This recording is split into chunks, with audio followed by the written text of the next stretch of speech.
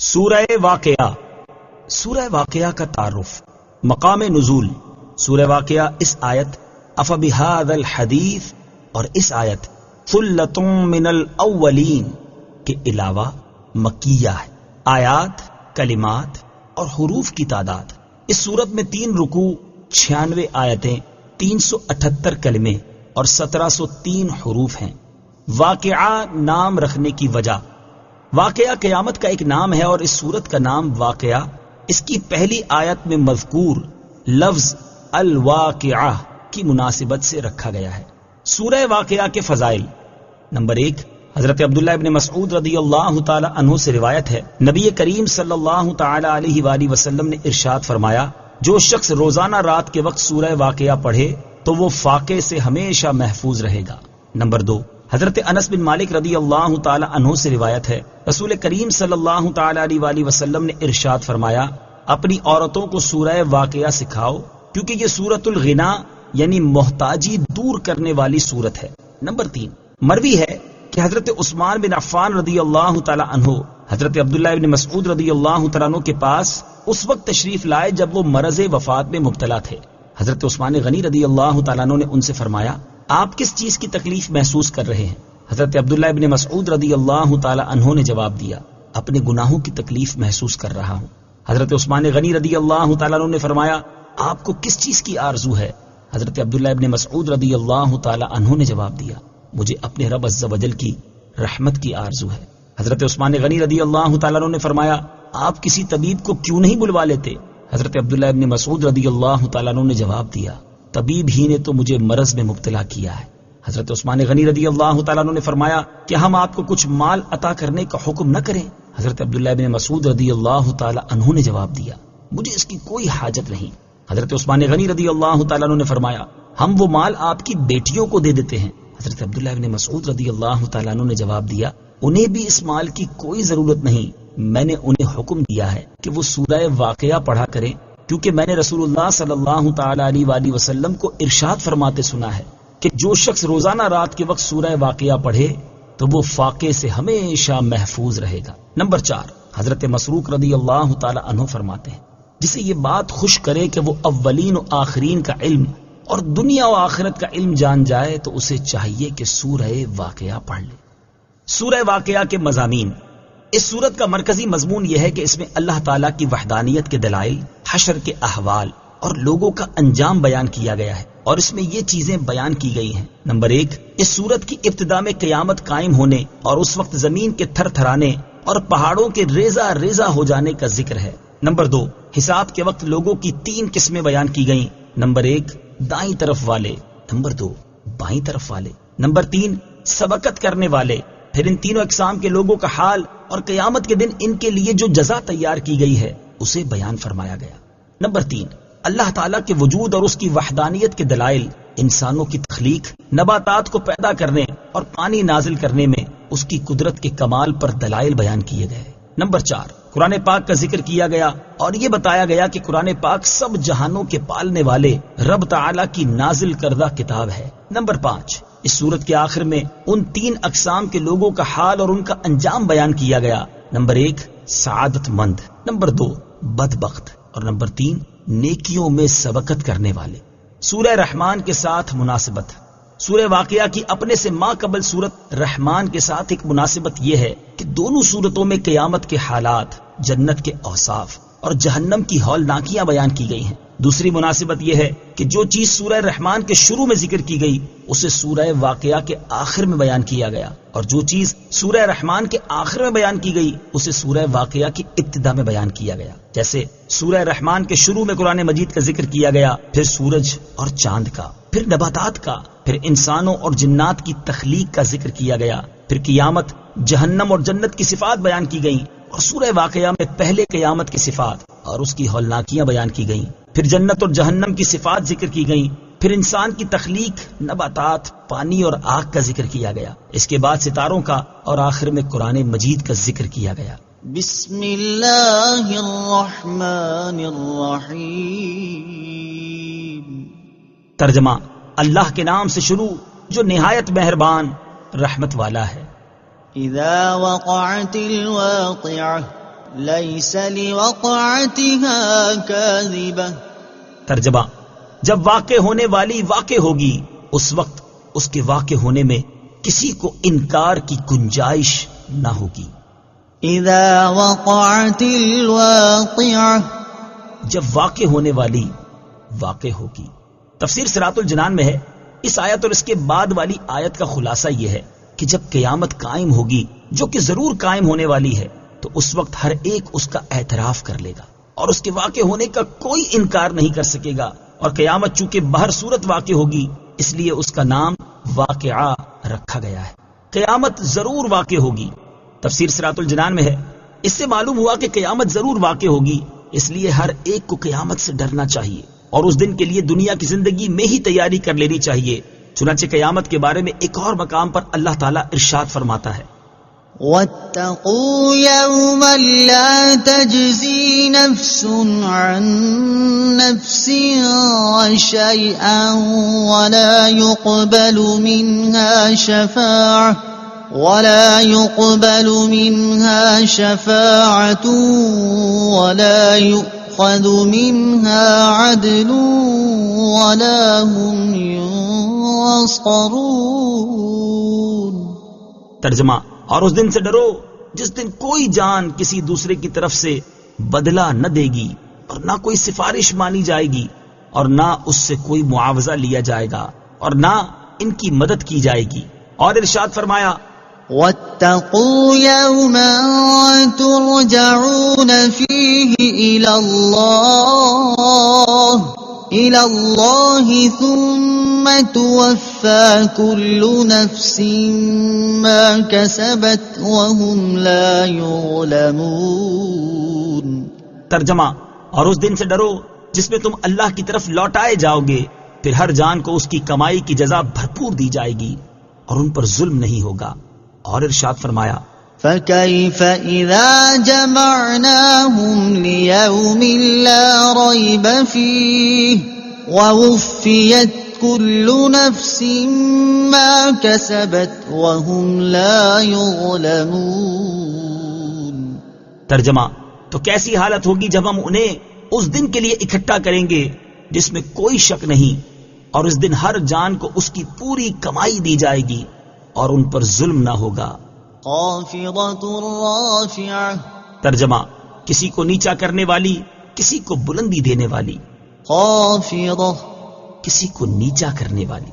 تفسیر صراط الجنان میں ہے اس آیت میں قیامت کا ایک وصف بیان کیا گیا کہ یہ کسی قوم کو اس کے اعمال کی وجہ سے جہنم میں گرا کر اسے نیچا کرنے والی ہے، اور کسی قوم کو اس کے اعمال کی بنا پر جنت میں داخل کر کے اسے بلندی دینے والی ہے. حضرت عمر بن خطاب رضی اللہ تعالیٰ عنہ اس آیت کی تفسیر میں فرماتے ہیں: قیامت اللہ تعالیٰ کے دشمنوں کو جہنم میں گرا کر ذلیل کرے گی اور اللہ تعالیٰ کے اولیاء کو جنت میں داخل کر کے ان کے مرتبے بلند کرے گی. اور حضرت عبداللہ ابن عباس رضی اللہ تعالیٰ عنہما اس آیت کی تفسیر میں فرماتے ہیں: جو لوگ دنیا میں اونچے بنتے تھے قیامت انہیں پست اور ذلیل کرے گی، اور جو لوگ دنیا میں کمزور تھے اور عاجزی و انکساری کیا کرتے تھے ان کے مرتبے بلند کرے گی. اذا رجت الارض رجا وبست الجبال بسا فكانت هباء منبثا. ترجمہ: جب زمین تھر تھرا کر کانپے گی اور پہاڑ چورا ہو کر ریزہ ریزہ ہو جائیں گے تو وہ ہوا میں بکھرے ہوئے غبار جیسے ہو جائیں گے. اذا رجت الارض رجا، جب زمین تھر تھرا کر کانپے گی. تفسیر صراط الجنان میں ہے اس آیت اور اس کے بعد والی 2 آیات کا خلاصہ یہ ہے کہ جب قیامت قائم ہوگی تو اس وقت زمین تھر تھرا کر کانپے گی، جس سے اس کے اوپر موجود پہاڑ اور تمام عمارتیں گر جائیں گی، اور یہ اپنے اندر موجود تمام چیزیں باہر آ جانے تک کانپتی رہے گی، اور پہاڑ چورا ہو کر خشک ستو کی طرح ریزہ ریزہ ہو جائیں گے، اور وہ اس وجہ سے ہوا میں بکھرے ہوئے غبار جیسے ہو جائیں گے.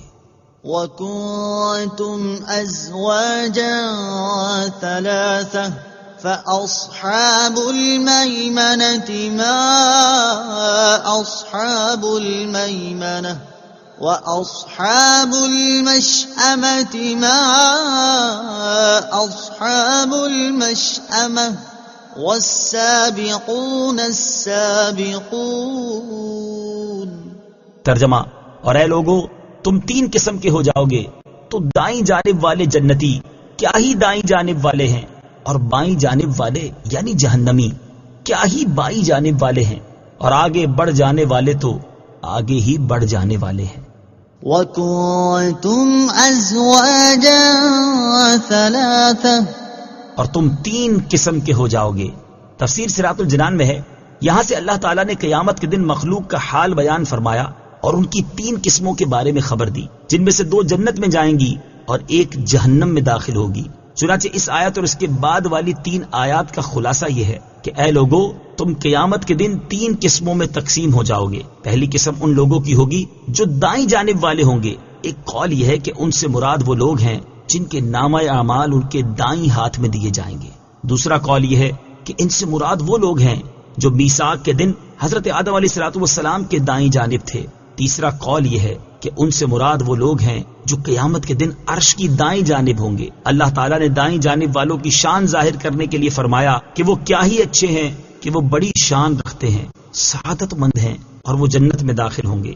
دوسری قسم ان لوگوں کی ہوگی جو بائیں جانب والے ہوں گے. ان کے بارے میں بھی مفسرین کا ایک قول یہ ہے کہ ان سے مراد وہ لوگ ہیں جن کے نامہ اعمال ان کے بائیں ہاتھ میں دیے جائیں گے. دوسرا قول یہ ہے کہ ان سے مراد وہ لوگ ہیں جو میثاق کے دن حضرت آدم علیہ السلام کے بائیں جانب تھے.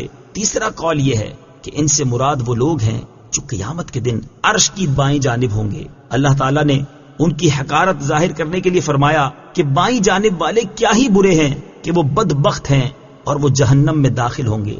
تیسری قسم ان لوگوں کی ہوگی جو دوسروں سے آگے بڑھ جانے والے ہیں. یہاں آگے بڑھ جانے والوں سے کون لوگ مراد ہیں؟ اس بارے میں ایک قول یہ ہے کہ اس مقام پر نیکیوں میں دوسروں سے آگے بڑھ جانے والے مراد ہیں.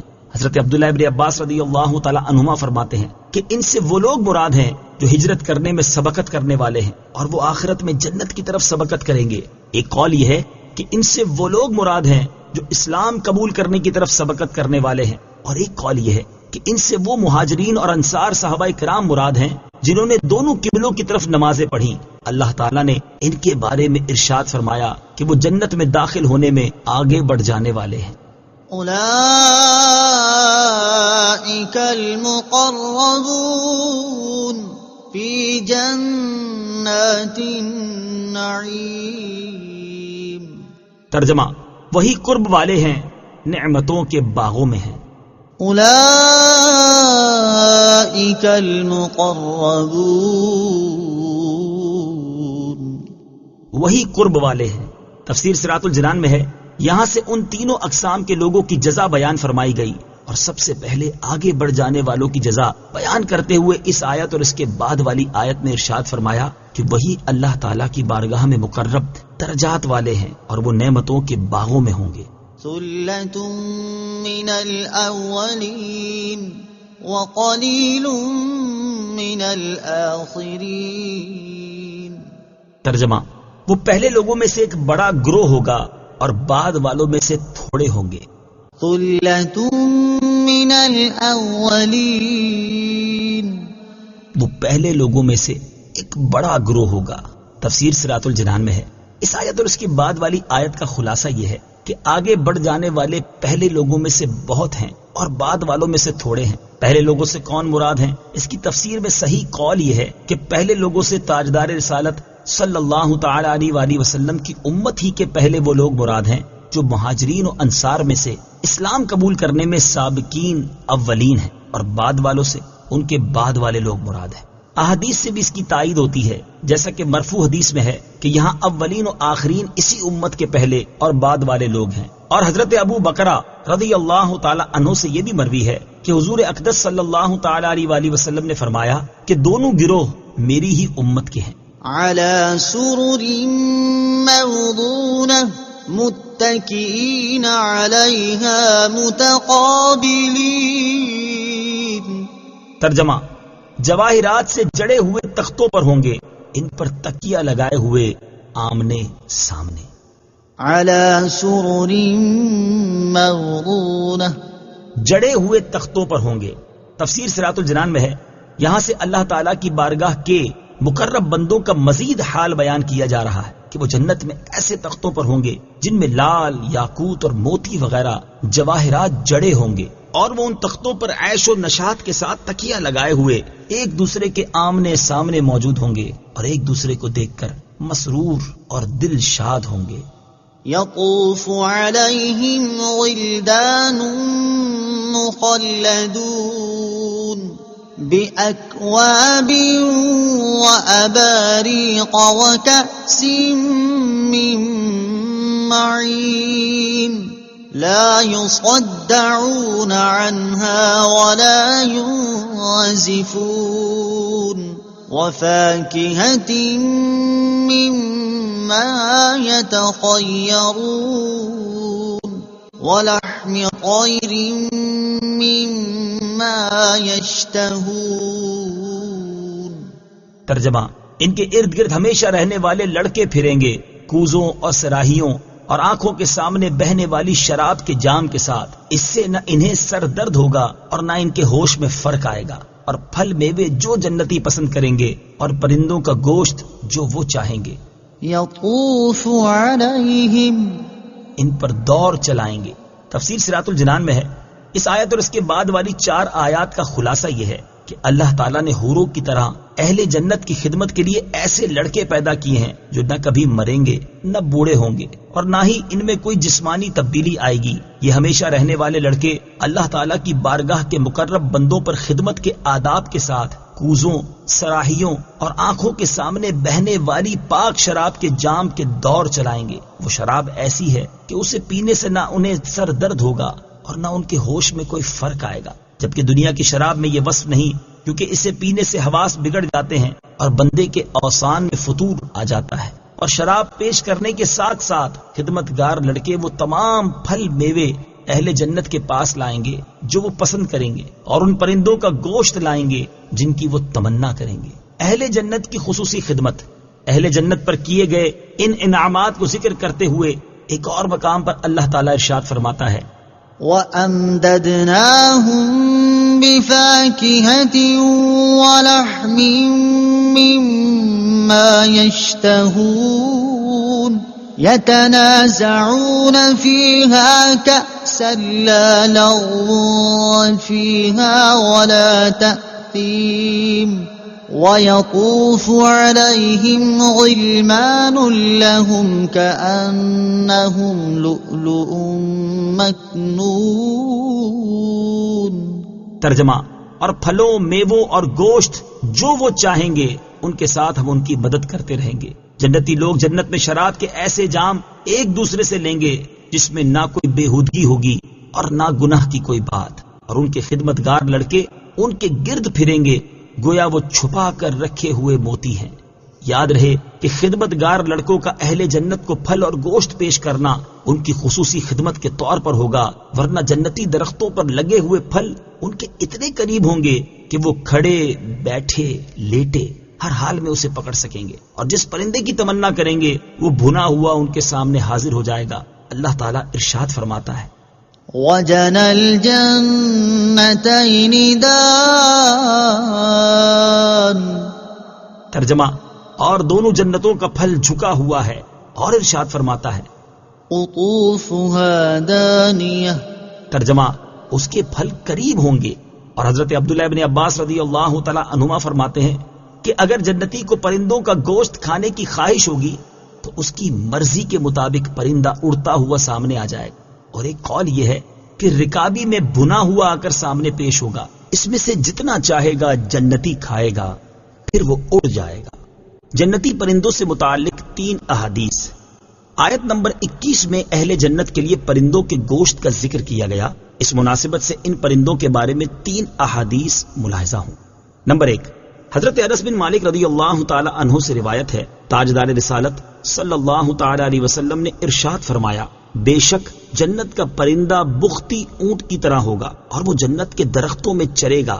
یہ سن کر حضرت ابوبکر صدیق رضی اللہ تعالی عنہ نے عرض کی، یا رسول اللہ صلی اللہ تعالی علیہ وآلہ وسلم، بے شک وہ پرندہ تو بہت اچھا اور عمدہ ہوگا۔ آپ صلی اللہ تعالی علیہ وسلم نے ارشاد فرمایا، اسے کھانے والا اس سے زیادہ عمدہ اور اعلیٰ ہوگا، اور میں یہ امید رکھتا ہوں کہ تم بھی اسے کھاؤ گے۔ نمبر 2، حضرت عبداللہ ابن مسعود رضی اللہ تعالی عنہ سے روایت ہے، نبی اکرم صلی اللہ تعالی علیہ وآلہ وسلم نے ارشاد فرمایا، بے شک تم جنت میں اڑتے ہوئے پرندے کو دیکھو اور تمہارے دل میں اسے کھانے کی خواہش پیدا ہو تو وہ اسی وقت بھونا ہوا تمہارے سامنے پیش ہو جائے گا۔ نمبر 3، حضرت میمونہ رضی اللہ تعالی عنہا سے روایت ہے، رسول اللہ صلی اللہ تعالی علیہ وآلہ وسلم نے ارشاد فرمایا، بے شک جنت میں جب کوئی آدمی پرندے کا گوشت کھانے کی خواہش کرے گا تو بختی اونٹ کی طرح بڑا پرندہ آ جائے گا، یہاں تک کہ اس کے دسترخوان پر ایسے بھن کر پیش ہو جائے گا کہ اسے کوئی دھواں لگا ہوا ہوگا اور نہ ہی کسی آگ نے اسے چھوا ہوگا، وہ آدمی اس سے پیٹ بھر کر کھائے گا، پھر وہ پرندہ اڑ جائے گا۔ وحور عین كأمثال اللؤلؤ المكنون جزاء بما كانوا يعملون۔ ترجمہ، اور بڑی آنکھ والی خوبصورت حوریں ہیں جیسے چھپا کر رکھے ہوئے موتی ہوں ان کے اعمال کے بدلے کے طور پر۔ وحور عین، اور بڑی آنکھ والی خوبصورت حوریں ہیں۔ تفسیر صراط الجنان میں ہے، اس آیت اور اس کے بعد والی آیت کا خلاصہ یہ ہے کہ اللہ تعالیٰ کی بارگاہ کے مقرب اہل جنت کی خدمت کے لیے بڑی آنکھ والی خوبصورت حوریں ہوں گی، اور وہ حوریں ایسی ہوں گی جیسے موتی صدف میں چھپا ہوتا ہے کہ نہ تو اسے کسی کے ہاتھ نے چھوا نہ دھوپ اور ہوا لگی، اور اس وجہ سے وہ انتہائی صاف اور شفاف ہوتا ہے۔ الغرض جس طرح یہ موتی اچھوتا ہوتا ہے اسی طرح وہ حوریں اچھوتی ہوں گی۔ یہ بھی مروی ہے کہ حوروں کے تبسم سے جنت میں نور چمکے گا، اور جب وہ چلیں گی تو ان کے ہاتھوں اور پاؤں کے زیوروں سے تقدیس اور تمجید کی آوازیں آئیں گی، اور یاقوتی ہار ان کے گردنوں کے حسن و خوبی سے ہنسیں گے۔ جزاء بما كانوا يعملون، ان کے اعمال کے بدلے کے طور پر۔ تفسیر صراط الجنان میں ہے، یعنی بارگاہ الہی کے مقرب بندوں کو یہ سب کچھ ان کے دنیاوی نیک اعمال اور اللہ تعالیٰ کی فرما برداری کرنے کے صلے میں ملے گا۔ لا يسمعون فيها لغوا ولا تأثيما إلا قيلا سلاما سلاما۔ ترجمہ، اس میں نہ کوئی بیکار بات سنیں گے اور نہ کوئی گناہ کی بات مگر سلام سلام کا قول۔ لا يسمعون فيها لغوا، اس میں نہ کوئی بیکار بات سنیں گے۔ تفسیر صراط الجنان میں ہے، اس آیت اور اس کے بعد والی آیت کا خلاصہ یہ ہے کہ جنت میں کوئی ناگوار اور باطل بات ان کے سننے میں نہ آئے گی، البتہ وہ ہر طرف سے سلام سلام کا قول ہی سنیں گے کہ جنتی آپس میں ایک دوسرے کو سلام کریں گے، فرشتے اہل جنت کو سلام کریں گے، اور اللہ رب العزت کی طرف سے ان کی جانب سلام آئے گا۔ وَأَصْحَابُ الْيَمِينِ مَا أَصْحَابُ الْيَمِينِ۔ ترجمہ، اور دائیں جانب والے کیا دائیں جانب والے ہیں۔ وَأَصْحَابُ الْيَمِينِ، اور دائیں جانب والے۔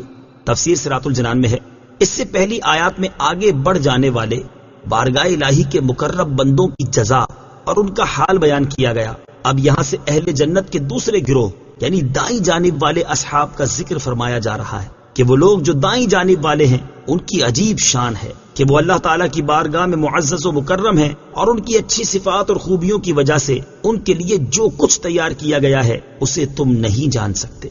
فی سدر مخضود وطلح منضود۔ ترجمہ، بغیر کانٹے والی بیریوں کے درختوں میں ہوں گے اور کیلے کے گچھوں میں۔ فی سدر مخضود، بغیر کانٹے والی بیریوں کے درختوں میں ہوں گے۔ تفسیر صراط الجنان میں ہے، یہاں سے دائیں جانب والوں کی جزا بیان کی جا رہی ہے کہ وہ ایسی جنتوں میں مزے لوٹیں گے جن میں بیری کے ایسے درخت ہوں گے جن پر کانٹے نہیں لگے ہوں گے۔ بیری کے جنتی درخت کی شان۔ حضرت ابو امامہ رضی اللہ تعالی عنہ فرماتے ہیں، حضور پر نور صلی اللہ تعالی علیہ وآلہ وسلم کے صحابہ کرام فرمایا کرتے تھے کہ بے شک اللہ تعالی ہمیں دیہاتی مسلمانوں اور ان کے پوچھے گئے سوالات کی وجہ سے فائدہ پہنچاتا ہے۔ ایک دن ایک دیہاتی مسلمان آئے اور انہوں نے عرض کی، یا رسول اللہ صلی اللہ تعالی علیہ وسلم، بے شک اللہ تعالیٰ نے قرآن میں ایک اذیت ناک درخت کا ذکر فرمایا ہے، اور میرا یہ گمان نہیں کہ جنت میں کوئی ایسا درخت ہو جو اپنے مالک کے لیے تکلیف دہ ثابت ہو۔ حضور اقدس صلی اللہ تعالی علیہ وسلم نے اس سے ارشاد فرمایا، وہ کون سا درخت ہے؟ اس نے عرض کی، بیری کا درخت۔ یہ اذیت ناک اس لیے ہے کہ اس کے اوپر کانٹے لگے ہوتے ہیں۔ نبی اکرم صلی اللہ تعالی علیہ وآلہ وسلم نے ارشاد فرمایا، کیا اللہ تعالیٰ نے یہ ارشاد نہیں فرمایا؟ فی صدر مخضود، اللہ تعالیٰ اس کے کانٹے کاٹ دے گا اور ہر کانٹے کی جگہ پھل پیدا فرمائے گا، لہٰذا وہ درخت کانٹوں کی بجائے پھل اگائے گا، اور اس کے پھل میں 72 رنگ ظاہر ہوں گے، اور ان میں سے کوئی رنگ بھی دوسرے کے مشابہ نہ ہوگا۔ وطلح منضود، اور کیلے کے گچھوں میں، تفسیر صراط الجنان میں ہے، یعنی دائیں جانب والے ان جنتوں میں مزے کریں گے جن میں کیلے کے ایسے درخت ہوں گے جو جڑ سے چوٹی تک کیلے کے گچھوں سے بھرے ہوئے ہوں گے۔ وظل ممدود وماء مسکوب، ترجمہ، اور دراز سائے میں اور جاری پانی میں۔ وظل ممدود، اور ہمیشہ کے سائے میں۔ تفسیر صراط الجنان میں ہے، ارشاد فرمایا کہ دائیں جانب والے ان جنتوں میں ہمیشہ رہنے والے دراز سائے میں ہوں گے۔ بخاری شریف کی حدیث ہے، حضرت ابو ہریرہ رضی اللہ تعالی عنہ سے روایت ہے، رسول کریم صلی اللہ تعالی علیہ وآلہ وسلم نے ارشاد فرمایا، جنت میں ایک ایسا درخت ہے جس کے سائے میں سوار شخص 100 سال تک دوڑتا رہے تو وہ اسے طے نہ کر سکے گا۔ اگر تم چاہو تو یہ آیت پڑھ لو۔ وظل ممدود، جنت میں سایہ ہے یا نہیں؟ جنت میں سایہ ہے یا نہیں، اس بارے میں بعض مفسرین کا قول یہ ہے کہ جنت میں سورج نہ ہونے کے باوجود سایہ ہے، جیسا کہ ابو عبداللہ محمد بن احمد قرطبی رحمت اللہ تعالی علیہ فرماتے ہیں، پوری جنت سائے دار ہے حالانکہ وہاں سورج نہیں ہے۔ اور بعض مفسرین کے نزدیک جنت میں سایہ نہیں، اور آیت میں سائے سے اس کا مجازی معنی مراد ہے، جیسا کہ علامہ اسماعیل حقی رحمت اللہ تعالی علیہ فرماتے ہیں کہ یہاں آیت میں سائے سے اس کا حقیقی معنی نہیں بلکہ مجازی معنی راحت و آرام مراد ہے۔ وماء مسکوب، اور جاری پانی میں، یعنی دائیں جانب والے ان جنتوں میں ہوں گے جن کی زمینی سطح پر پانی ہمیشہ کے لیے جاری ہوگا، اور وہ جب چاہیں جہاں سے چاہیں کسی مشقت کے بغیر پانی حاصل کر لیں گے۔ وفاکہۃ کثیرہ لا مقطوعۃ ولا ممنوعہ وفرش مرفوعہ، ترجمہ، اور بہت سے پھلوں میں جو نہ ختم ہوں گے اور نہ روکے جائیں گے، اور بلند بچھونوں میں ہوں گے۔ وفاکہۃ کثیرہ، اور بہت سے پھلوں میں۔ تفسیر صراط الجنان میں ہے، اس آیت اور اس کے بعد والی آیت کا خلاصہ یہ ہے کہ دائیں جانب والے ان جنتوں میں ہوں گے جن میں مختلف اجناس اور اقسام کے بہت سے پھل ہیں، اور وہ پھل کبھی ختم نہ ہوں گے، کیونکہ جب بھی کوئی پھل توڑا جائے گا تو فوراً اس کی جگہ ویسے ہی 2 پھل آ جائیں گے، اور اہل جنت کو ان پھلوں کے استعمال سے نہ کوئی روک ٹوک ہوگی، نہ شرعی رکاوٹ، نہ طبی پابندی، اور نہ کسی بندے کی طرف سے ممانعت ہوگی۔ وفرش مرفوعہ، اور بلند بچھونوں میں ہوں گے۔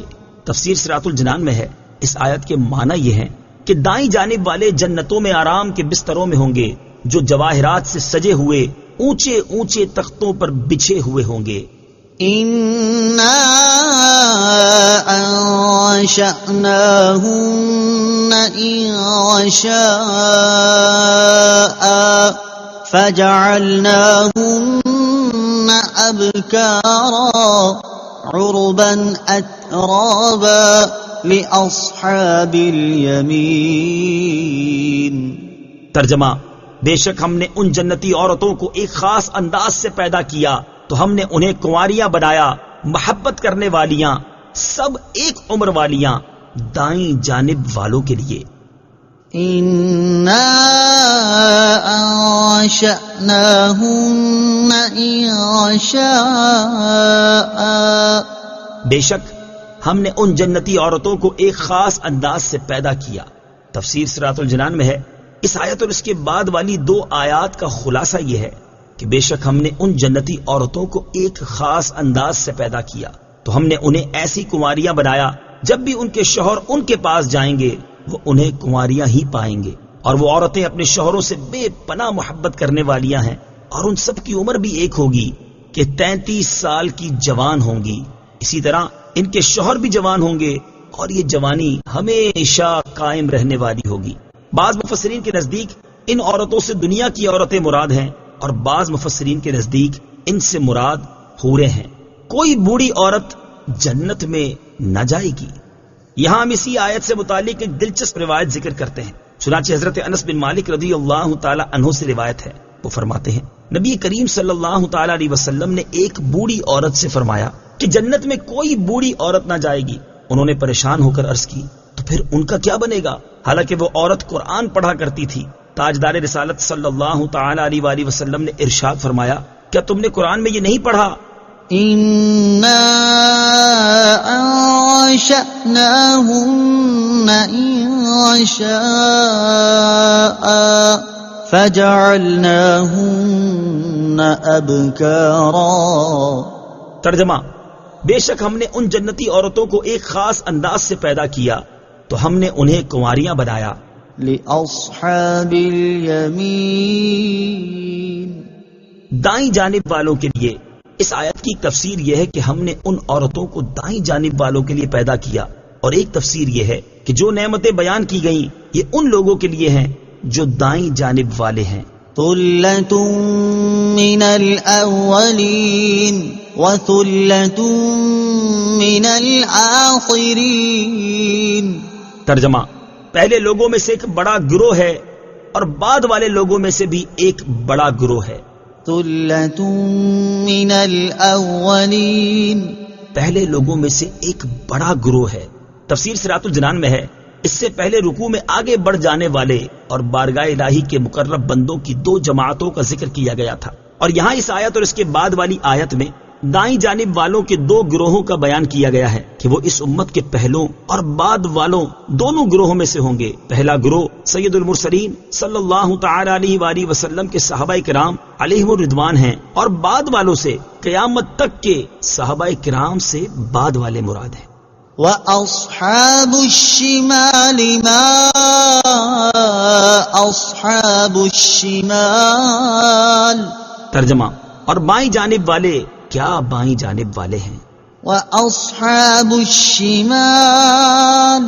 ترجمہ، اور بائیں جانب والے. تفسیر صراط الجنان میں ہے اہل جنت کے 2 گروہوں کا حال اور ان کی جزا بیان کرنے کے بعد اب اہل جہنم کے گروہوں کا حال اور اس کا انجام بیان کیے جا رہا ہے. چنانچہ اس آیت میں ارشاد فرمایا کہ وہ لوگ جن کے نامہ اعمال بائیں ہاتھوں میں دیے جائیں گے بدبختی میں ان کا حال عجیب ہے. فی سموم وحمیم وظل من یحموم لا بارد ولا کریم. ترجمہ، شدید گرم ہوا اور کھولتے پانی میں ہوں گے اور شدید سیاہ دھوئیں کے سائے میں ہوں گے جو سایہ نہ ٹھنڈا ہوگا اور نہ آرام بخش. فی سموم، شدید گرم ہوا میں. تفسیر صراط الجنان میں ہے اس آیت اور اس کے بعد والی 2 آیات میں بائیں جانب والوں کے تقریباً 4 عذاب بیان فرمائے گئے. نمبر 1، وہ جہنم کے اندر ایسی شدید گرم ہوا میں ہوں گے جو کہ مساموں میں داخل ہو رہی ہوگی. نمبر 2، وہ وہاں کھولتے پانی میں ہوں گے. نمبر 3، اس میں شدید سیاہ دھوئیں کے سائے میں ہوں گے. نمبر 4، وہ سایہ عام سایوں کی طرح نہ ٹھنڈا ہوگا اور نہ ہی خوش منظر اور آرام بخش. انہم کانوا قبل ذلك مترفین وكانوا يصرون على الحنث العظيم وكانوا يقولون أئذا متنا وكنا ترابا وعظاما أئنا لمبعوثون أو آباؤنا الأولون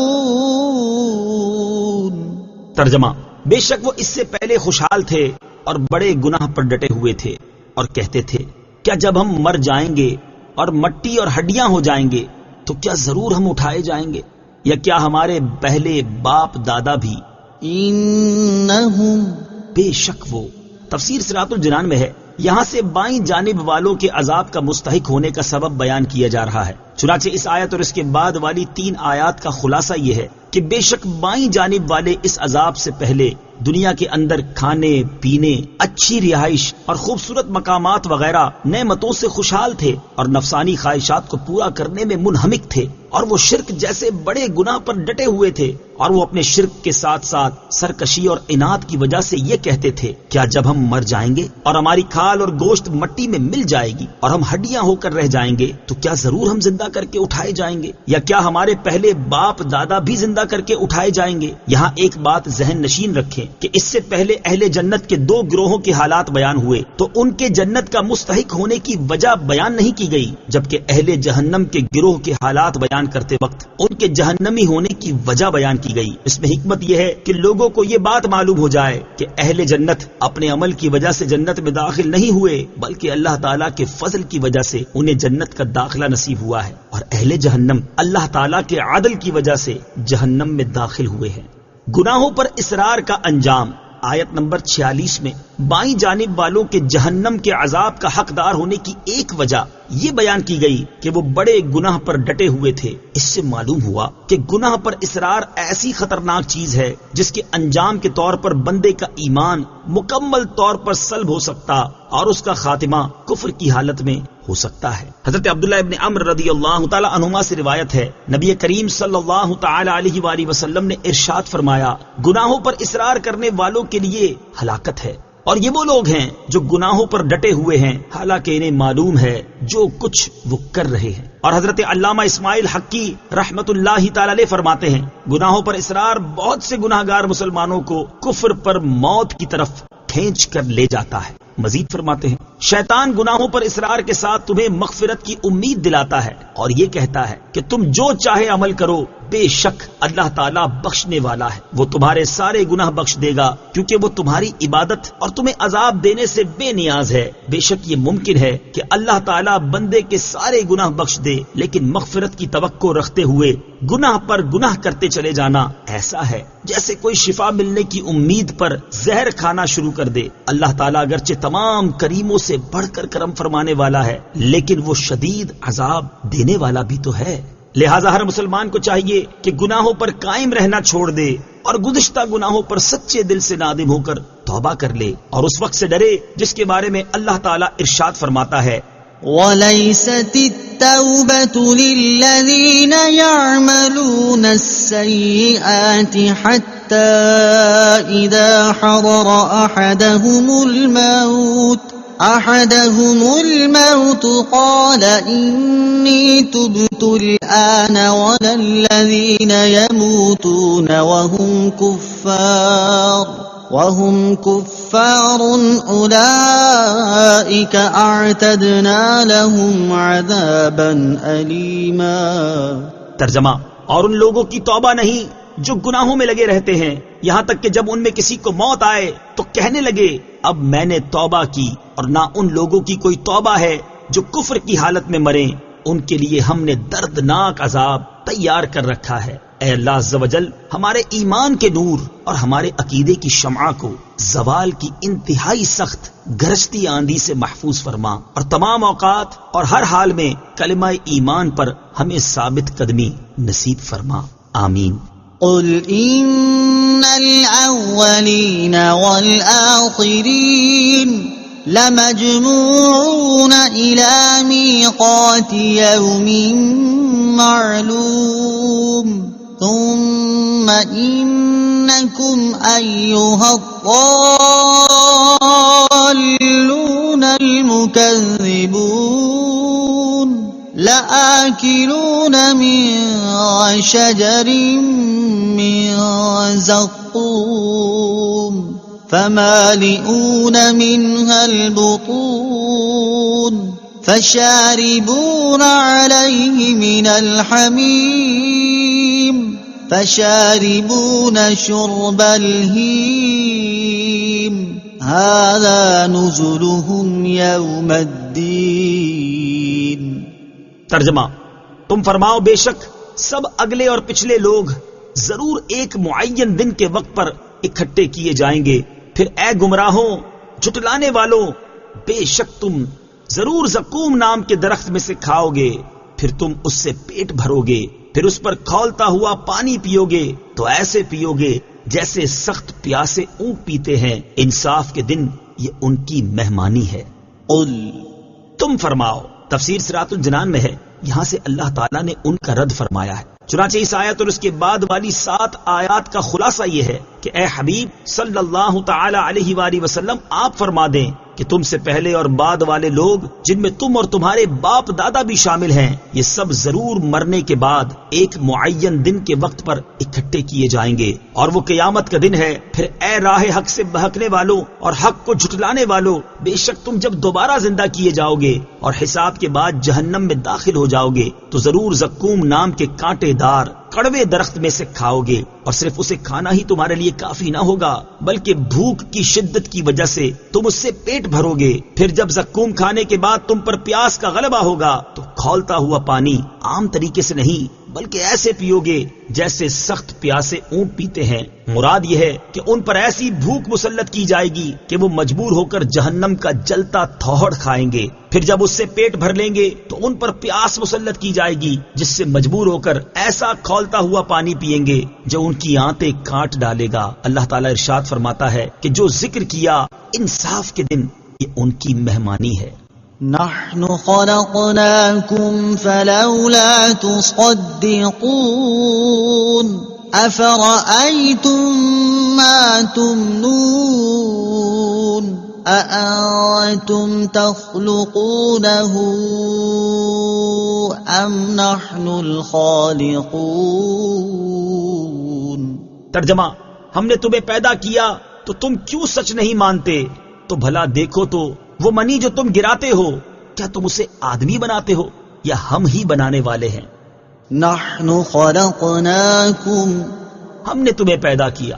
تفسیر صراط الجنان میں ہے، یہاں سے اللہ تعالیٰ نے انسان کی ابتدائی تخلیق سے اپنی قدرت اور وحدانیت پر استدلال فرمایا ہے. چنانچہ اس آیت اور اس کے بعد والی 2 آیات کا خلاصہ یہ ہے کہ اے کافروں، تمہیں یہ بات معلوم ہے کہ تم کچھ بھی نہیں تھے، ہم تمہیں عدم سے وجود میں لے کر آئے، تو تم مرنے کے بعد اٹھنے کو کیوں سچ نہیں مانتے؟ حالانکہ جو پہلی بار پیدا کرنے پہ قادر ہے تو وہ دوبارہ پیدا کرنے پر بدرجائے اولا قادر ہے. اور اگر تمہیں اس بات میں کہ ہم تمہیں عدم سے وجود میں لائے ہیں شک ہے تو یہ بتاؤ کہ منی کے ایک قطرے سے جو بچہ پیدا ہوتا ہے، کیا اس سے عورتوں کے رحم میں لڑکے یا لڑکی کی شکل و صورت تم بناتے ہو، یا ہم ہی اسے انسانی صورت دیتے ہیں اور اسے زندگی عطا فرماتے ہیں؟ جب ہم بے جان نطفے کو انسانی صورت عطا کر سکتے ہیں تو پیدا ہونے کے بعد مر جانے والوں کو زندہ کرنا ہماری قدرت سے کیا بعید ہے؟ اللہ تعالیٰ کے لیے جمع کا صیغہ استعمال کرنا کیسا ہے؟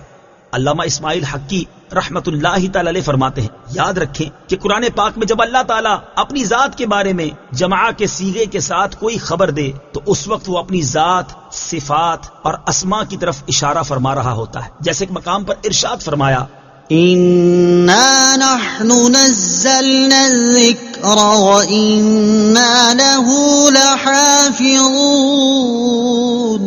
ترجمہ: بے شک ہم نے اس قرآن کو نازل کیا ہے اور بے شک ہم خود اس کی حفاظت کرنے والے ہیں. اور جب اللہ تعالیٰ واحد کے صیغے کے ساتھ اپنی ذات کے بارے میں کوئی خبر دے تو اس وقت وہ صرف اپنی ذات کی طرف اشارہ فرما رہا ہوتا ہے. جیسے ایک مقام پر ارشاد فرمایا، إني أنا الله رب العالمين. ترجمہ: بے شک میں ہی اللہ ہوں، سارے جہانوں کا پالنے والا ہوں. اور یہ اس وقت ہے جب اللہ تعالیٰ خود خبر دے.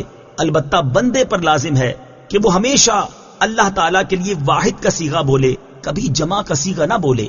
جیسے یوں کہے کہ اے اللہ تو میرا رب ہے، یوں ہرگز نہ کہے کہ اے اللہ آپ میرے رب ہیں، کیونکہ اس میں شرک کا شائبہ ہے جو توحید کے منافی ہے.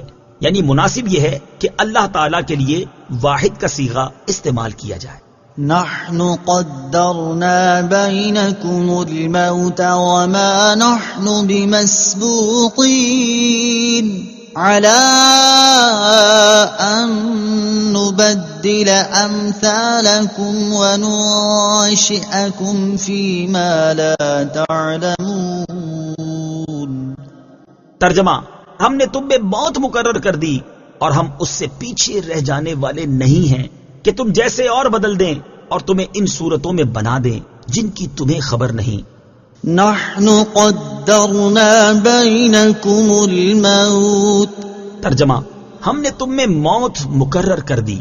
تفسیر صراط الجنان میں ہے اس آیت اور اس کے بعد والی آیت کا خلاصہ یہ ہے کہ ہم نے اپنی حکمت اور مشیت کے تقاضے کے مطابق تم میں موت مقرر کر دی اور تمہاری عمریں مختلف رکھی. اسی لیے تم میں سے کوئی بچپن میں ہی مر جاتا ہے، کوئی جوان ہو کر، کوئی بڑھاپے اور جوانی کے درمیان عمر میں، اور کوئی بڑھاپے تک پہنچ کر مر جاتا ہے. الغرض جو ہم مقدر کرتے ہیں وہی ہوتا ہے، اور ہم اس بات سے پیچھے رہ جانے والے بے بس نہیں ہیں کہ تمہیں ہلاک کر کے تم جیسے اور بدل دیں اور تمہیں مسخ کر کے بندر، سور وغیرہ کی ان صورتوں میں بنا دیں جن کی تمہیں خبر نہیں. جب یہ سب ہماری قدرت میں ہے تو تمہیں دوبارہ پیدا کرنے سے ہم عاجز کس طرح ہو سکتے ہیں؟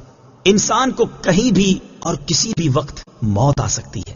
اس آیت سے معلوم ہوا کہ انسان کو موت کسی بھی وقت آ سکتی ہے، اور کسی کے لیے یہ ضروری نہیں کہ وہ بڑھاپے میں ہی موت کا شکار ہو، بلکہ بھری جوانی میں اور متوسط عمر میں بھی موت اپنے پنجے گاڑ سکتی ہے، اور اس کے لیے کوئی جگہ بھی خاص نہیں بلکہ کہیں بھی آ سکتی ہے، اور اس سے کسی صورت فرار ہونا بھی ممکن نہیں. نیز کسی کو بھی اس بات کی خبر نہیں کہ اس کی موت کب اور عمر کے کس حصے میں اور کہاں پر آئے گی. لہٰذا ہر مسلمان کو چاہیے کہ وہ ہر وقت نیک اعمال میں مصروف رہے، اپنی لمبی عمر پر بھروسہ نہ کرے اور آخرت کی تیاری سے کسی بھی وقت غفلت نہ کرے. حضرت عبداللہ ابن عمر رضی اللہ تعالی عنہما سے روایت ہے، رسول کریم صلی اللہ تعالی علیہ وآلہ وسلم نے ارشاد فرمایا، دنیا میں ایسے رہو گویا تم مسافر ہو یا راہگیر، اور اپنے آپ کو قبر والوں میں سے شمار کرو.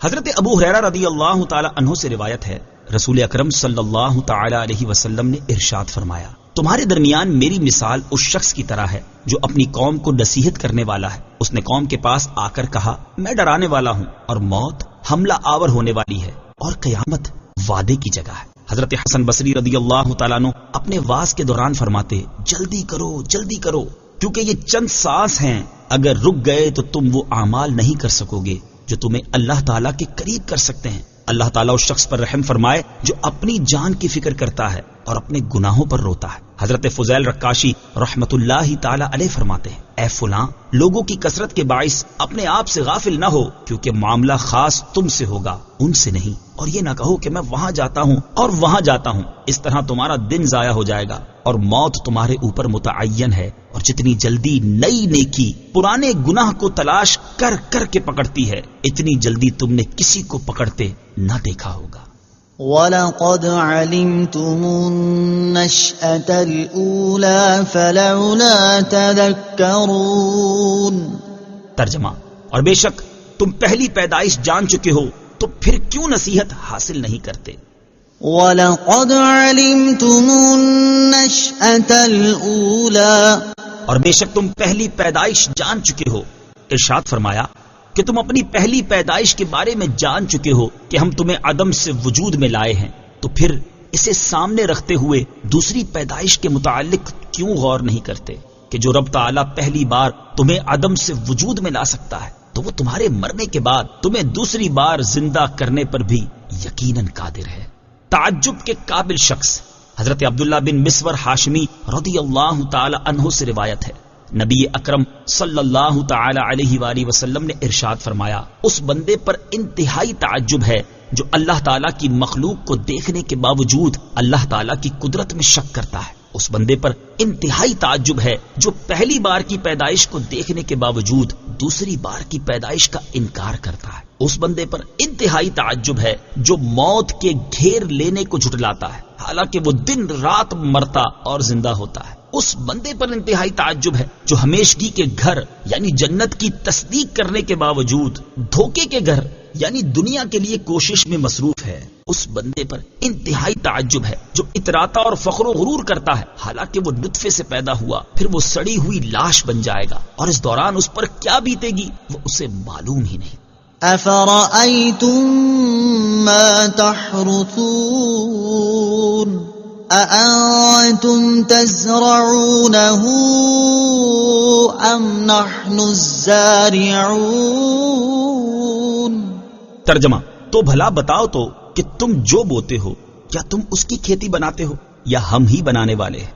أفرأيتم ما تحرثون، تو بھلا بتاؤ تو کہ تم جو بیج بوتے ہو۔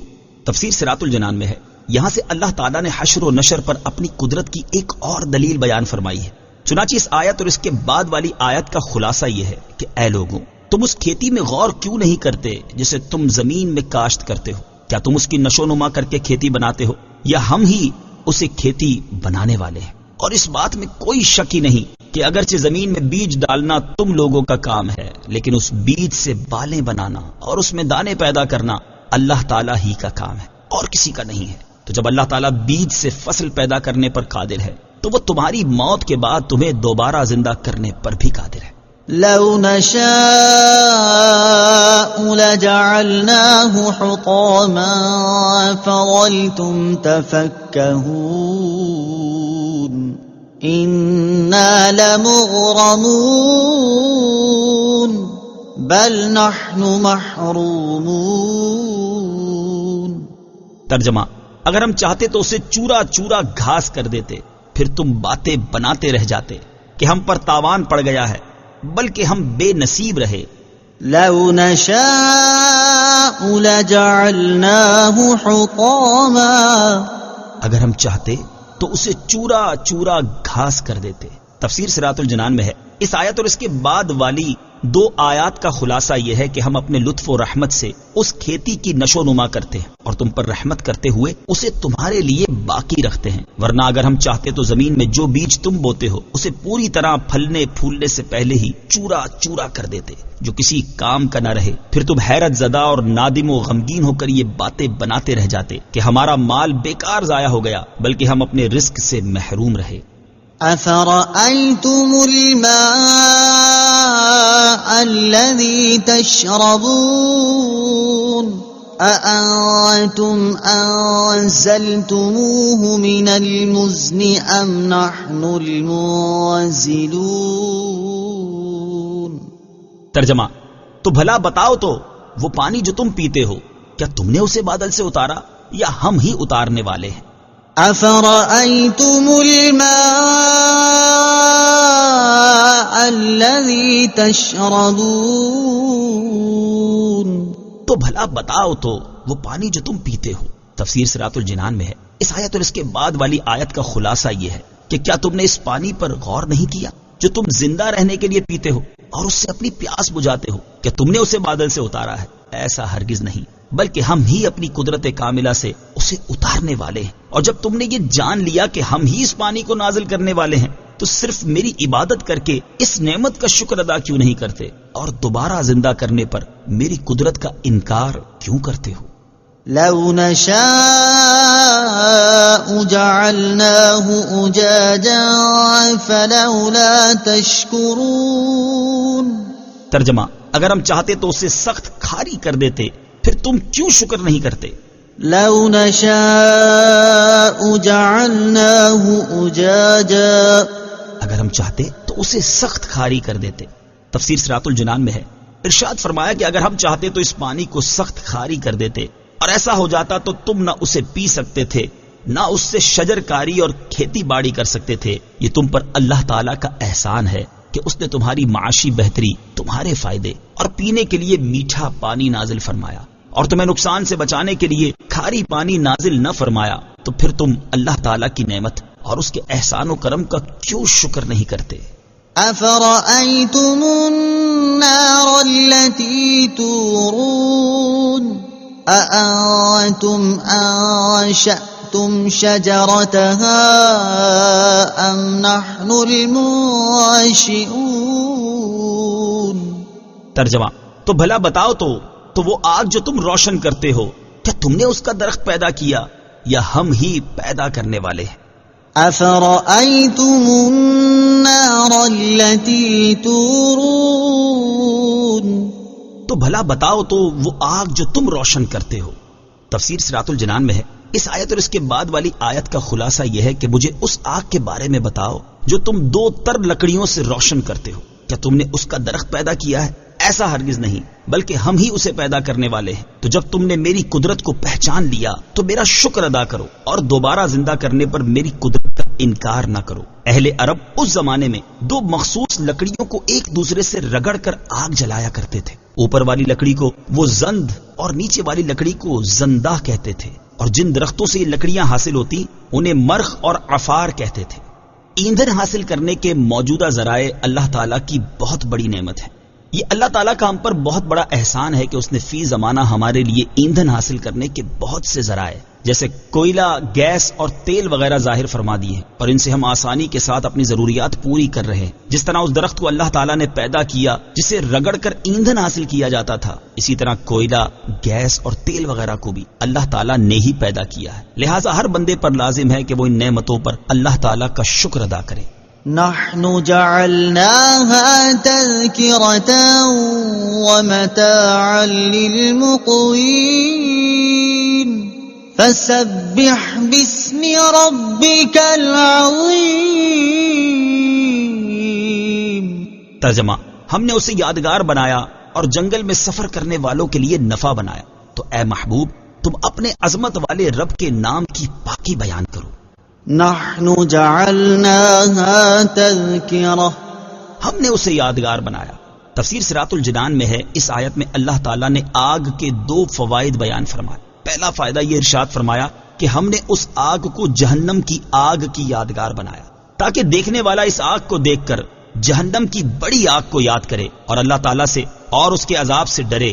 حضرت ابو ہریرہ رضی اللہ تعالی عنہ سے روایت ہے، رسول کریم صلی اللہ تعالی علیہ وسلم نے ارشاد فرمایا، تمہاری آگ جہنم کی آگ کے 70 حصوں میں سے ایک حصہ ہے۔ عرض کی گئی، یا رسول اللہ صلی اللہ تعالی علیہ وسلم، یہ آگ بھی کافی گرم ہے؟ ارشاد فرمایا، وہ اس سے 69 حصے زیادہ گرم ہے اور ہر حصے میں اس کے برابر گرمی ہے۔ دوسرا فائدہ یہ ارشاد فرمایا کہ آگ کو جنگل میں سفر کرنے والوں کے لیے نفع مند بنایا کہ وہ اپنے سفروں میں شمعیں جلا کر، کھانا وغیرہ پکا کر اور خود کو سردی سے بچا کر اس سے نفع اٹھاتے ہیں۔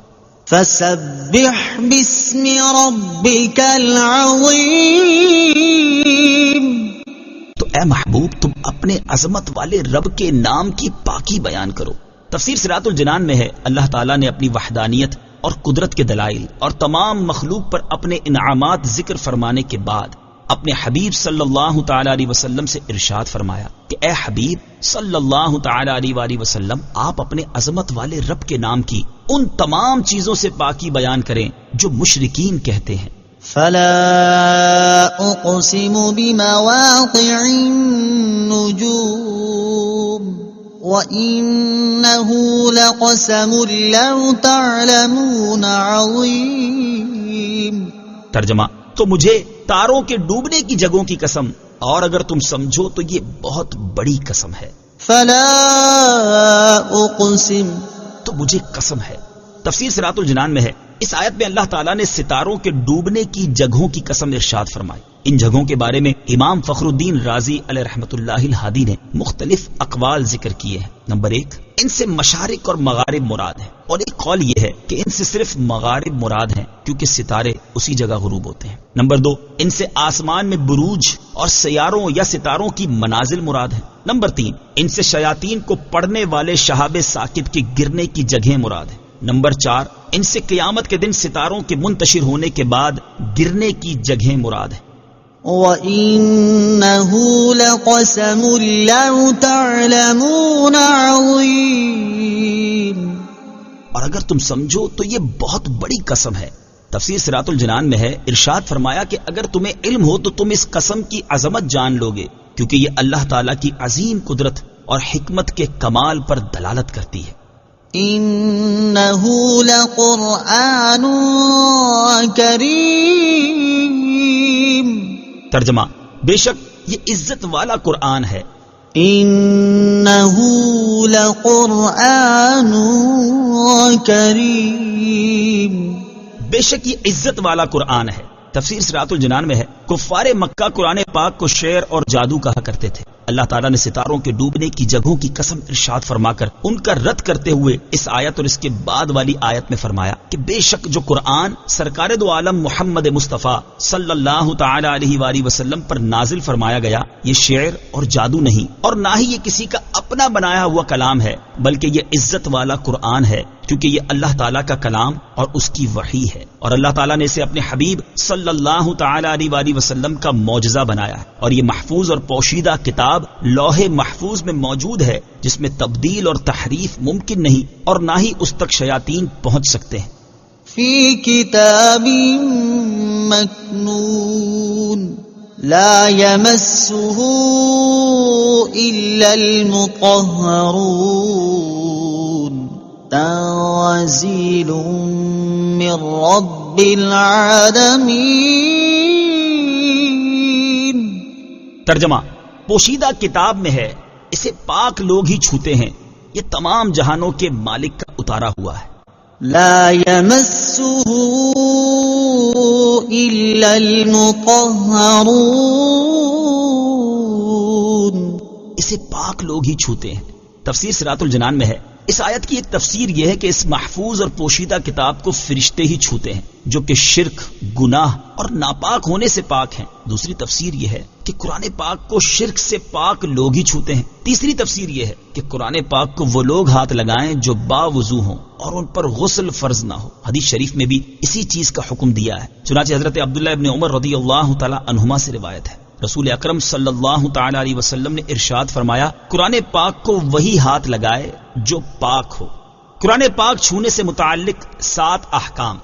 یہاں آیت کی مناسبت سے قرآن مجید چھونے سے متعلق 7 احکام ملاحظہ ہوں. نمبر 1 قرآن عظیم کو چھونے کے لیے وضو کرنا فرض ہے. نمبر 2 جس کا وضو نہ ہو اسے قرآن مجید یا اس کی کسی آیت کا چھونا حرام ہے. البتہ چھوئے بغیر زبانی یا دیکھ کر کوئی آیت پڑھے تو اس میں کوئی حرج نہیں. نمبر 3 جس کو نہانے کی ضرورت ہو یعنی جس پر غسل فرض ہو اسے قرآن مجید چھونا اگرچہ اس کا سادہ حاشیہ یا جلد یا چولی چھوئے یا چھوئے بغیر دیکھ کر یا زبانی پڑھنا یا کسی آیت کا لکھنا یا آیت کا تعویذ لکھنا یا قرآن پاک کی آیات سے لکھا تعویذ چھونا یا قرآن پاک کی آیات والی انگوٹھی جیسے حروف مقطعات کی انگوٹھی چھونا یا پہننا حرام ہے. نمبر 4 اگر قرآن عظیم جزدان میں ہو تو جزدان پر ہاتھ لگانے میں حرج نہیں. یوں ہی رومال وغیرہ کسی ایسے کپڑے سے پکڑنا جو نہ اپنا تابع ہو نہ قرآن مجید کا تو جائز ہے. کرتے کی آستین دوپٹے کے آنچل سے یہاں تک کہ چادر کا ایک کونا اس کے کندھے پر ہے تو دوسرے کونے سے قرآن پاک چھونا حرام ہے کیونکہ یہ سب اس کے ایسے ہی تابع ہیں جیسے چولی قرآن مجید کے تابع تھی. نمبر 5 روپیہ کے اوپر آیت لکھی ہو تو ان سب کو یعنی بے وضو اور جنب اور حیض و نفاس والی کو اس کا چھونا حرام ہے. ہاں اگر روپے تھیلی میں ہوں تو تھیلی اٹھانا جائز ہے. یوں ہی جس برتن یا گلاس پر صورت یا آیت لکھی ہو اس کو چھونا بھی انہیں حرام ہے اور اس برتن یا گلاس کو استعمال کرنا ان سب کے لیے مکروہ ہے. البتہ اگر خاص شفا کی نیت سے انہیں استعمال کریں تو حرج نہیں. نمبر 6 قرآن کا ترجمہ فارسی یا اردو یا کسی اور زبان میں ہو تو اسے بھی چھونے اور پڑھنے میں قرآن مجید ہی کا سا حکم ہے. نمبر 7 قرآن مجید دیکھنے میں ان سب پر کچھ حرج نہیں اگرچہ حروف پر نظر پڑے اور الفاظ سمجھ میں آئیں اور دل میں پڑھتے جائیں. تنزیل اتارا ہوا ہے. تفسیر صراط الجنان میں ہے اس آیت میں بھی اللہ تعالیٰ نے ان لوگوں کا رد کیا جو قرآن پاک کو شعر، جادو یا کہانت کہتے ہیں اور ارشاد فرمایا کہ یہ قرآن اس رب تعالیٰ کی طرف سے نازل کیا گیا ہے جو سب جہانوں کا مالک ہے تو پھر یہ شعر یا جادو کس طرح ہو سکتا ہے؟ أَفَبِهَذَا الْحَدِيثِ أَنْتُمْ مُدْهِنُونَ وَتَجْعَلُونَ رِزْقَكُمْ أَنَّكُمْ تُكَذِّبُونَ. ترجمہ تو کیا تم اس بات میں سستی کرتے ہو اور تم اپنا حصہ یہ بناتے ہو کہ تم جھٹلاتے رہو. أَفَبِهَذَا الْحَدِيثِ أَنْتُمْ مُدْهِنُونَ تو کیا تم اس بات میں سستی کرتے ہو؟ تفسیر صراط الجنان میں ہے اس آیت اور اس کے بعد والی آیت کا خلاصہ یہ ہے کہ اللہ تعالیٰ نے کفار مکہ کو ڈانٹتے ہوئے فرمایا کہ اے اہل مکہ، تو کیا تم اللہ تعالیٰ کے اس کلام کی تصدیق کرنے کی بجائے اس کا انکار کرتے ہو اور اس انکار کو معمولی سمجھتے ہو، اور تم نے اس عظیم نعمت کا شکر کرنے کی بجائے قرآن کو جھٹلانا ہی اپنا حصہ قرار دے رکھا ہے۔ تفسیر خازن میں ہے، حضرت حسن رضی اللہ تعالیٰ عنہ فرماتے ہیں، وہ بندہ بڑا بدنصیب ہے جس کا حصہ اللہ تعالیٰ کی کتاب کو جھٹلانا ہو۔ بعض مفسرین نے اس آیت وَتَجْعَلُونَ رِزْقَكُمْ أَنَّكُمْ تُكَذِّبُونَ کہ یہ معنی بھی بیان کیے ہیں، اللہ تعالیٰ نے تمہیں جو نعمتیں عطا کی ہیں تم نے ان کا شکر کرنے کی بجائے انہیں جھٹلانا اپنا حصہ بنا رکھا ہے، اور جھٹلانے سے مراد یہ ہے کہ وہ نعمت ملنے کو اللہ تعالیٰ کی طرف منسوب کرنے کی بجائے اسباب کی طرف منسوب کرتے ہیں۔ حضرت زید بن خالد جوہنی رضی اللہ تعالی عنہ فرماتے ہیں، تاجدار رسالت صلی اللہ تعالی علیہ وسلم نے حدیبیہ کے مقام پر بارش والی رات میں ہمیں صبح کی نماز پڑھائی۔ جب رسول کریم صلی اللہ تعالی علیہ وسلم فارغ ہوئے تو لوگوں کی طرف متوجہ ہو کر فرمایا، کیا تم جانتے ہو کہ تمہارے رب عز و جل نے کیا فرمایا ہے؟ لوگ عرض گزار ہوئے، اللہ تعالیٰ اور اس کا رسول بہتر جانتے ہیں۔ ارشاد فرمایا، اللہ تعالیٰ فرماتا ہے، میرے بندوں نے صبح کی تو کچھ مجھ پر ایمان رکھنے والے اور کچھ منکر تھے، بہرحال جس نے کہا اللہ تعالیٰ کے فضل اور اس کی رحمت سے ہم پر بارش برسائی گئی تو وہ مجھ پر ایمان رکھنے والا اور ستاروں کا منکر ہے، اور جس نے کہا ہم پر فلاں فلاں ستارے نے بارش برسائی ہے تو وہ میرا منکر اور ستاروں پر یقین رکھنے والا ہے۔ فلولا إذا بلغت الحلقوم وأنتم حينئذ تنظرون ونحن أقرب إليه منكم ولكن لا تبصرون فلولا إن كنتم غير مدينين ترجعونها إن كنتم صادقين۔ ترجمہ، پھر کیوں نہیں جب جان گلے تک پہنچے حالانکہ تم اس وقت دیکھ رہے ہو اور ہم تم سے زیادہ اس کے قریب ہیں مگر تم دیکھتے نہیں، تو اگر تمہیں بدلہ نہیں دیا جائے گا تو کیوں نہیں روح کو لوٹا لیتے اگر تم سچے ہو۔ فلولا اذا بلغت الحلقوم، پھر کیوں نہیں جب جان گلے تک پہنچے۔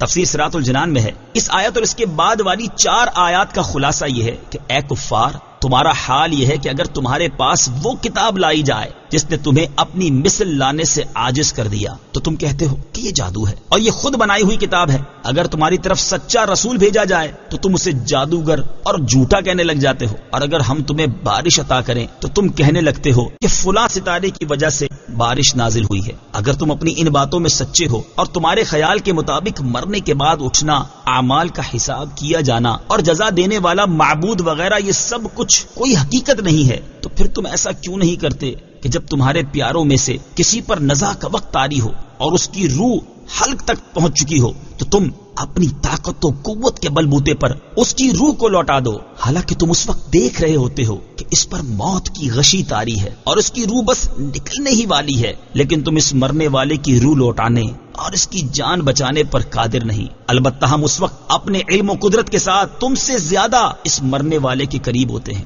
کہ ہر چیز کو جانتے بھی ہیں اور سب کچھ کر بھی سکتے ہیں، لیکن تم اس چیز کو نہیں جانتے۔ جب تمہیں معلوم ہے کہ روح کو لوٹا دینا تمہارے اختیار میں نہیں ہے تو سمجھ جاؤ کہ یہ کام اللہ تعالیٰ کے اختیار میں ہے، لہٰذا تم پر لازم ہے کہ اس پر ایمان لاؤ۔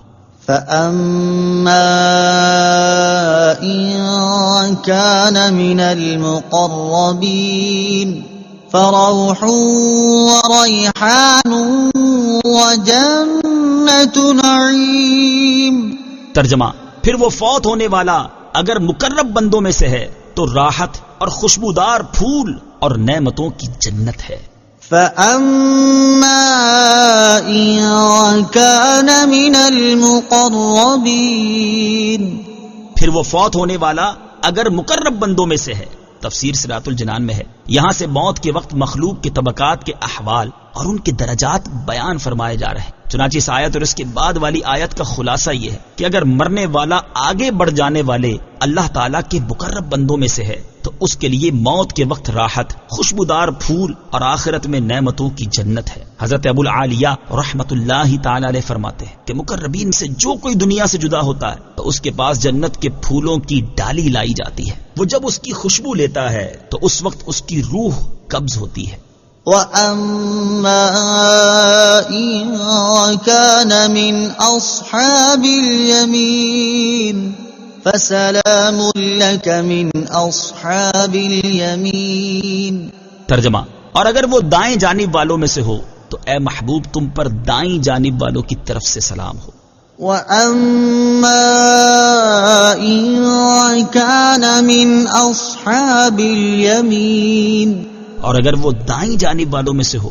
تفسیر صراط الجنان میں ہے اس آیت اور اس کے بعد والی آیت کا خلاصہ یہ ہے کہ اگر مرنے والا دائیں جانب والوں میں سے ہو تو اے انبیاء کے سردار صلی اللہ تعالی علیہ وسلم آپ ان کا سلام قبول فرمائیں اور ان کے لیے غمگین نہ ہوں، وہ اللہ تعالیٰ کے عذاب سے سلامت اور محفوظ رہیں گے اور آپ ان کو اسی حال میں دیکھیں گے جو آپ کو پسند ہو۔ بعض مفسرین نے ان آیات کے یہ معنی بھی بیان کیے ہیں کہ اگر مرنے والا دائیں جانب والوں میں سے ہو تو اے دائیں جانب والے موت کے وقت اور اس کے بعد تمہارے ساتھی تم پر سلام بھیجیں گے۔ وَأَمَّا إِن كَانَ مِنَ الْمُكَذِّبِينَ الضَّالِّينَ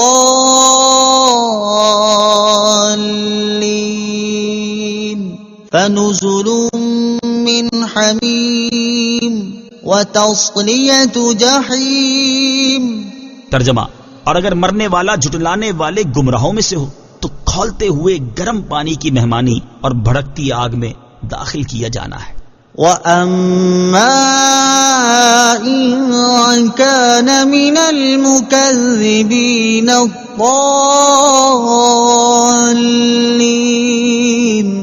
اور اگر مرنے والا جھٹلانے والے گمراہوں میں سے ہو۔ تفسیر صراط الجنان میں ہے اس آیت اور اس کے بعد والی دو آیات کا خلاصہ یہ ہے کہ اگر مرنے والا جھٹلانے والے گمراہوں میں سے ہوں جو کہ بائیں جانب والے ہوں گے تو اس کے لیے آخرت میں کھولتا ہوا گرم پانی تیار کیا گیا ہے اور اسے جہنم کی بھڑکتی آگ میں داخل کیا جانا ہے۔ إِنَّ هَذَا لَهُوَ حَقُّ الْيَقِينِ فَسَبِّحْ بِاسْمِ رَبِّكَ الْعَظِيمِ۔ ترجمہ، یہ بے شک اعلیٰ درجے کی یقینی بات ہے، تو اے محبوب تم اپنے عظمت والے رب کے نام کی پاکی بیان کرو۔ إِنَّ هَذَا، یہ بے شک تفسیر صراط الجنان میں ہے یعنی مرنے والوں کے احوال اور جو مضامین اس صورت میں بیان کیے گئے اللہ تعالیٰ کے اولیاء کے لیے تیار کی گئی جن نعمتوں اور اللہ تعالیٰ کے دشمنوں کے لیے تیار کیے گئے جن عذابات کا ذکر ہوا اور اللہ تعالیٰ کی وحدانیت کے جو دلائل بیان ہوئے، یہ بے شک اعلیٰ درجے کی یقینی بات ہے اور اس میں تردد کی کوئی گنجائش نہیں۔ فَسَبِّحْ، تو اے محبوب تم پاکی بیان کرو۔